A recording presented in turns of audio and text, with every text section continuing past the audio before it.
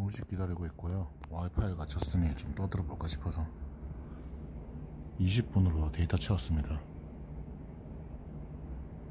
저런 그림들은 보면 할 말이 없어요. 내가 아는 게 없으니까. 전에는 말대가리 그림, 막 옷감 그림 하나로 오지게 떠들었는데 지금은 아니지.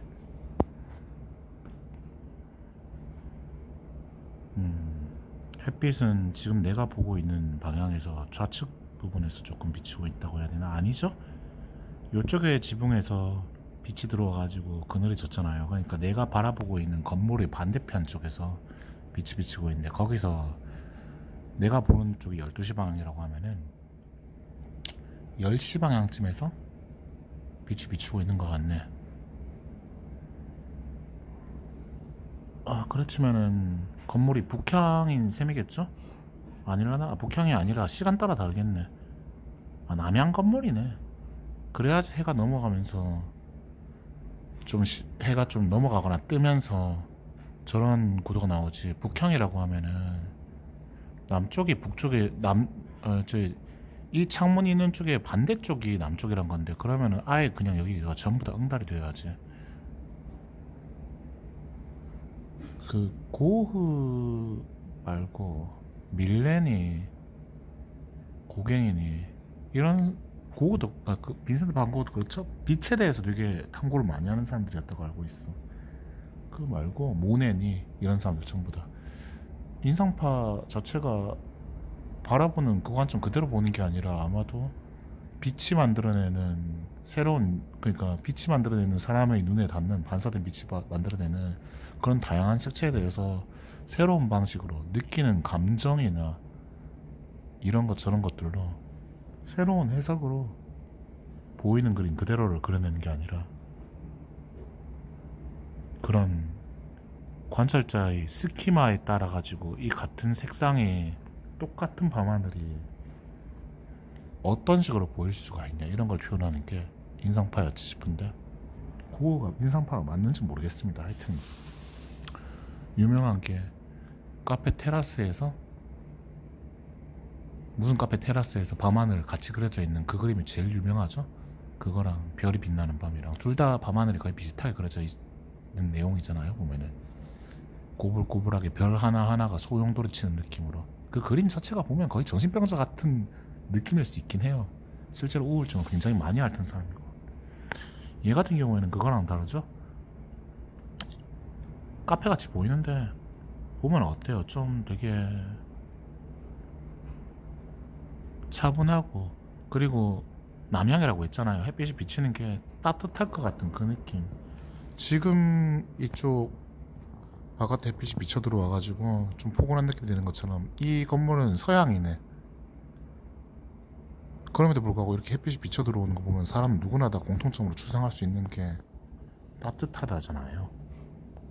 온기 같은 거, 그런 느낌이 있는데, 건물 자체는 어떻습니까? 되게 정갈하게 초가집같이 푸근한 느낌이 아니라, 이거에 그려진 시점이 현재가 아니라 과거에 그려진 그림이라고 한다면은 1800년도에 고흐 가사로 활동하던 시기, 20세기 사람 아니죠? 내 기억엔 그런 것 같은데, 피카소가 20세기 사람이고, 그 사람이라면 그때는 이게 현대의 건축물이었을 거고, 시멘트, 콘크리트 이런 걸로 전통적인 집이 아니라 페인트 칠도 한 게 좀 보이잖아요. 내 눈으로 보는 것보다 카메라로 보이는 게 잘 보이네. 나도 시력이 안 좋아가지고. 콘크리트 색 자체가 이렇게 나올 수도 있긴 한데, 그 부분도 사람이 보기에 따라서 다르다는 거죠. 누가 보기엔 되게 무채색으로 칙칙하고 딱딱하기만 한 그런 건물로 보일 수도 있긴 한데, 어떤 사람이 보기에는 그 회색의 색상 자체가 뭔가의 정갈한 최신식 건물이다, 이런 느낌으로 느껴질 수도 있긴 하니까. 감사합니다. 스프 왔습니다. 만두도 시켜놨어요. 그런데 느끼기 나름이다 이거죠. 지금 내가 여기 앉아가지고 나름 지금 시간대에선 여기가 양지나 다름없으니까, 뭐 그럼에도 불구하고 이쪽으로 햇빛이 비치는 거 보면은 나한테는 햇빛이 안 들어오지만 저거를 내가 그림을 바라보는 것만으로도 가슴이 따뜻해지는 게 있는 것처럼 여기서 햇빛이 비치는 일정한 공간이 보이는 것만으로도 사실 저 빛 자체도 반사돼 가지고 이 건물 전체 안으로 들어오긴 하거든요. 가시광선 전체 자체가 열 복사 에너지라고 해가지고 매질 없이 전달된다 했잖아요. 빛은 전자기파기 때문에 그런 효과로 사람한테 온기를 전해주는 열 전달 방법이 원래 복사랑 전도 두 가지가 있거든요. 전도라고 하면은 지금 이 그릇 자체가 어느 정도 따뜻해. 밑에 바닥이 살짝 따뜻해. 아주 뜨거운 상태로 온 건 아니지만 따뜻해요. 그릇은. 반면 여긴 잡아보면 차가운데 아래쪽은 따뜻하거든요. 얘의 온기 자체가 이런 플라스틱 같은데 플라스틱이란 매질을 통해 가지고 밑에까지 열이 전달됐어. 얘 같은 경우에는 금속이니까 좀 더 효과적으로 전달이 되겠죠? 안 느껴져. 아, 이쪽은 좀 따뜻하다. 위쪽으로 하면 차갑고. 금속은 왜 차가운데요? 열 전도도가 되게 높거든요. 얘 같은 경우에는 이 숲을 다 먹고 난 뒤에도 온기를 어느 정도 긴 시간을 포함하고 있지만 이를테면 뚝배기 같은 게 제일 대표적이죠. 훨씬 열을 오래 보관하잖아요. 근데 스댕, 녹그릇 막 이런 것들은 어떻습니까? 훨씬 더 빠르게 열을 전달하는 만큼 열을 잃는 것도 빠르거든요. 그래서 한국인한테 좀 비하적인 표현으로 냄비근성이라고 하잖아요. 빨리 끓어오르고 그만큼 빨리 식는다고 인내심이 없다든지 관성이 그렇게 길게 안 간다든지 쉽게 열받아버리고 쉽게 식어버리고. 내가 늘 말하지만 근데 감정이라고 하는 건 오히려 강렬한 감정일수록 훨씬 더 빠르게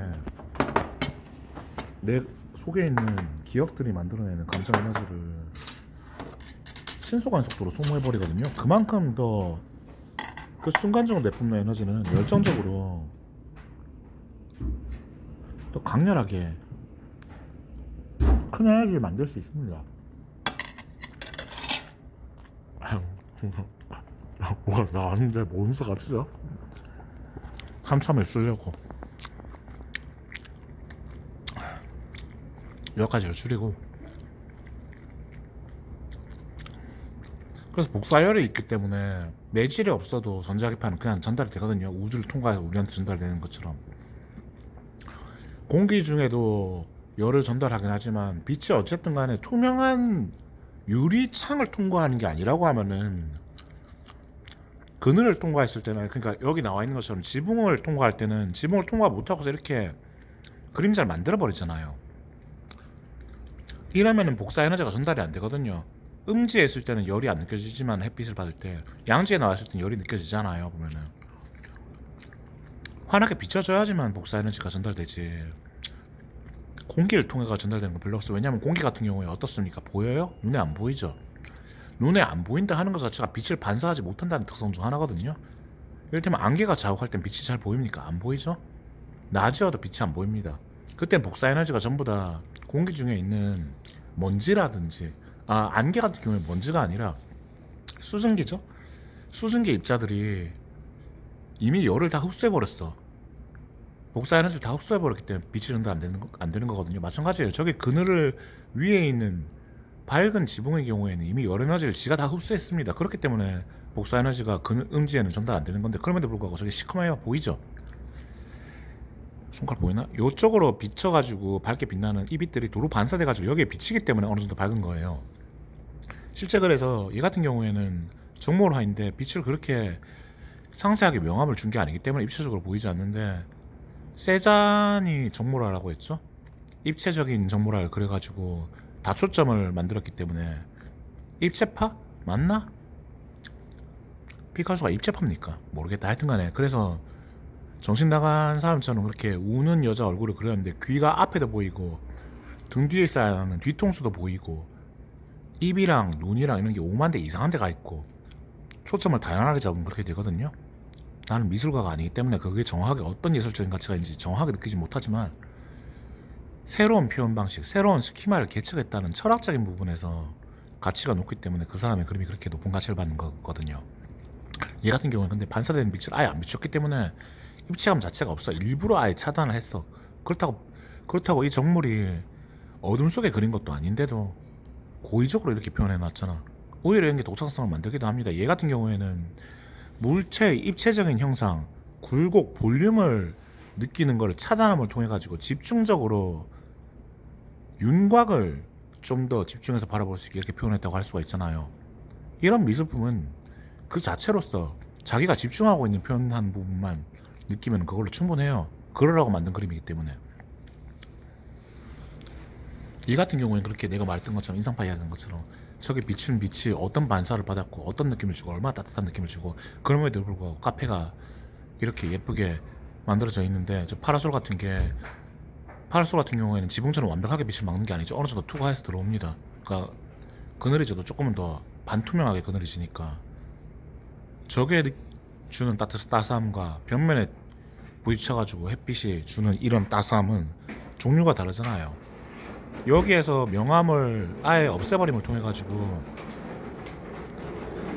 윤곽을 중요시해서 그렇게 이것저것을 표현한다 하는 것처럼.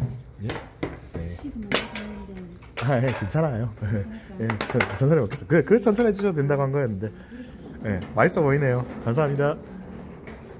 아유, 식을까봐 걱정까지 해주시네요. 사장님 되게 좋은 분. 안에 강셰이도 있는데 강셰이 보고 싶어 하니까 애가 짓는 이유가 짓기만 하면 꺼내주니까 습관에 대해서 그렇다고 관심 받고 싶어서 그 습관 차단해야 돼가지고 걔 안 꺼내준다고 이야기하시던데, 그거 필요해요. 실제로 교실에 가보면 애들이 온천지다 나대는 새끼들이 천지 삐까리인데 내가 발로 까버렸다 하는 것처럼 그런 애들 차단을 못하면요 다른 애들도 그걸 따라합니다. 왜냐면 똑같이 관심을 받고 싶거든. 어른의 관심을 받는 거야말로 자기 정서적인 부모가 챙겨주지 못하는 그런 빈 영역을 채워주는 거기 때문에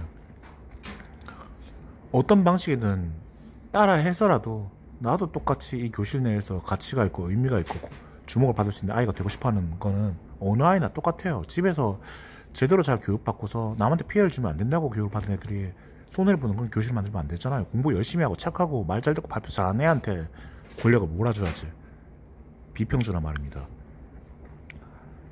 돌아서 해서 이 윤곽 형상, 입체감이 아니라 형 그 자체에 대해서 집중할 수 있게 만든다 한 게 이 미술의 포인트인 것처럼, 얘는 반대로 입체파가 다초점으로 감상한다 하는 것처럼 실제 시각적인 다초점을 감상하는 게 아니라 이 빛이 주는 직접 비춰지는 부분이랑 응달이 반사돼 가지고 어느 정도의 시각을, 어둠이 아니라 볼 수 있는 시각을 보여주는, 이를테면 저기 있는 문짝 있잖아요. 문 안에 있는 부분 보입니까? 아예 안 보이죠. 빛이 기어 들어가는데 훨씬 더 복사 에너지가 전달되는데 반사되어서 들어갈 수 있는 가능성이 훨씬 낮기 때문에 저렇게 시커멓게 표현된 거거든요. 완전 어두운 부분, 반사돼서 좀 비친 부분, 직사광선을 받은 부분, 투과하는 부분, 사람이 느끼는 따스함이 다초점으로 다양하게 느껴지죠. 음식도 마찬가지입니다. 아까 전에 그렇게 식으면 맛없는데 하신 것처럼 맛없죠. 그럼에도 불구하고 내가 여기 있는 걸 전부 뜨거운 것만 먹으면 이게, 그리고 바깥이 겨울이 아니라 여름이라고 하면은 이 음식에서 느끼는 따스함이 내 마음의 감사함으로 채워질 수 있을까요? 아닙니다. 이걸로 끝내죠. 연애도 마찬가지라서 주구장창 내가 사랑한다, 네가 좋아, 너를 위해서 목숨을 버릴 수 있어, 강만 하면은, 교실에서 애들이 나대는 애들이 주목받으면 생기는 현상이 모두가 다 시끄러워진다고 했잖아요. 그거랑 마찬가지로 내가 내 사랑을 표현하는 방식이 이런 다채로운 색상으로 표현하는 것과 동시에, 손이 안 나왔네. 다시. 다채로운 색상을 표현하는 것과 동시에 단순함으로 입체감 없이 내 사랑의 방식은 너한테 이런저런 돈을 퍼부어 주는 것이고, 쇼핑을 함께 가면서 너한테 물질적인 만족감을 주는 것과 동시에 지금 하는 표현과 같이 네 마음에 이런저런 다양한 입체적인 감동을 줄 수 있도록 내가 가진 모든 두뇌 능력을 총동원해 가지고 내가 널 이래서 사랑하고 어떻게 해서 사랑에 빠지게 되었고 꽃을 그런저런 의미로 줬었는데, 아 그건 내가 생각해보니까 실패더라. 그럼 다음번엔 어떤 방법을 써야 될까? 내가 너 하나, 세상에 단 하나밖에 없는 특별한 너 하나만을 위해서 이 모든 수단을 강구하면서 내가 여태까지 살아보면서 해본 적 없는 짓들을 단순히 퍼붓는 게 아니라 끊임없이 연구와 도전과 노력, R&D, 리서치 앤 디벨롭먼트를 통해서 내가 너한테 효과적으로, 더 경제적으로, 더 입체적인 방식으로 내 사랑을 전달하는 방법이 뭘까? 이걸 고민하는 내 노력의 끊임없는 무한대로 퍼져나오는 태양과 같은 복사 에너지 같은 내 사랑이야말로 어느 누구도 내게 줄 수 없는 특별함이라고. 네가 있기 때문에 내가 이런 이야기들을 할 수 있게 되는 것처럼 너도 내가 주는 이런 사랑들을 통해서 남들은 해낼 수 없는 너만의 혁신을 만들어갈 수 있으면 좋겠다고. 난 네가 그렇게 편의점에서 평생 썩을 만한 사람이 아니라고 생각해. 그렇게 생각하기 때문에 내가 이렇게까지 가슴 타오를 만큼 너를 더 좋아하면 내가 고통받을 거라고 두려움했던 만큼 너를 갈구하는 거겠지. 여기까지 한다.